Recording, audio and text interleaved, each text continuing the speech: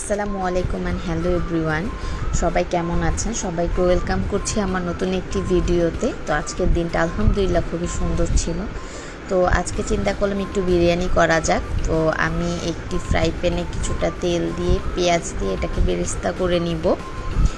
তো আরেকটা পাত্রে আমি যেটা করব, মাংসটাকে ম্যারিনেট করে রাখবো। তো এর জন্য আমি আদা রসুনের পেস্ট দিয়ে দিচ্ছি, সল্ট, একটুখানি পেঁয়াজ দিয়ে দিলাম এবং রাঁধুনির যেই মশলা, বিরিয়ানি প্যাকেট মশলা, সেটা আমি হাফ দিয়ে দিয়েছি এবং এটাকে খুব সুন্দর করে মেখে রেখে দিব। 10 মিনিটের মতো রেখে দিব এবং কিছু কাঁচামরিচ দিয়ে দিলাম। এখানে আপনারা কাঁচামরিচ বাটাও ব্যবহার করতে পারেন।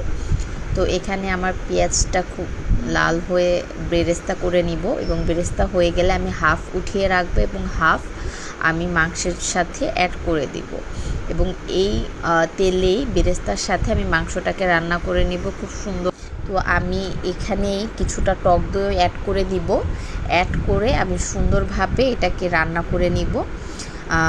এখানে পানির জায়গায় আপনারা কিছুটা মিল্কও ইউজ করতে পারেন।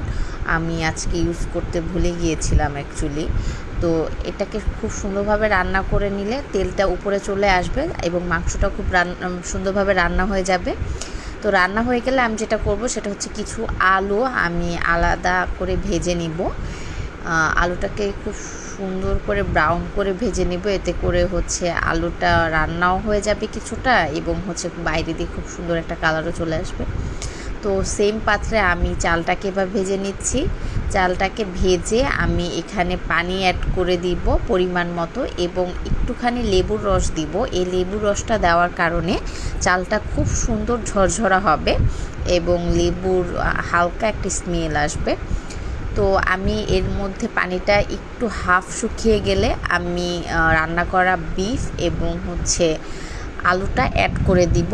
অ্যাড করে এবার আমি সুন্দর করে দমে রেখে দেব বিরিয়ানির চালটা ফোটা পর্যন্ত। এই তো আমার বিরিয়ানি রান্না করা শেষ। তো এনজয়। আপনাদের কাছে যদি আজকের ভিডিওটা ভালো লেগে থাকে আমাকে অবশ্যই লাইক এবং শেয়ার করবেন।